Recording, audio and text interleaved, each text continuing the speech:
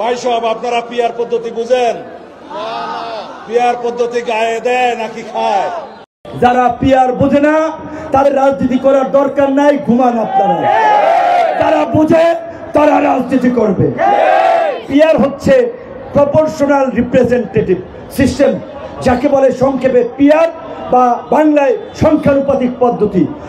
তারা পিয়ার বোঝে না, খায় না, মাথায় দেয়। এই 53 বছরে যে পদ্ধতিতে নির্বাচন হয়েছে, এই নির্বাচনের মাধ্যমেই ফ্যাসিস্ট তৈরি হয়েছে, খুনি তৈরি হয়েছে, চাঁদাবাজ তৈরি হয়েছে, আমাদের দেশের টাকা বিদেশে পাচার হয়েছে। এই নির্বাচনের বাংলা চলে যেতে।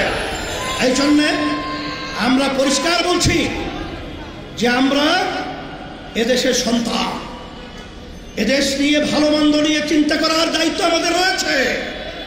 আপনারা যেন তেন একটা নির্বাচন করবেন, আবার চাঁদাবাজদেরকে পুনর্বাহন করবেন, আর আমাদের মায়ের কোলে আবার সন্তান হারা হবে।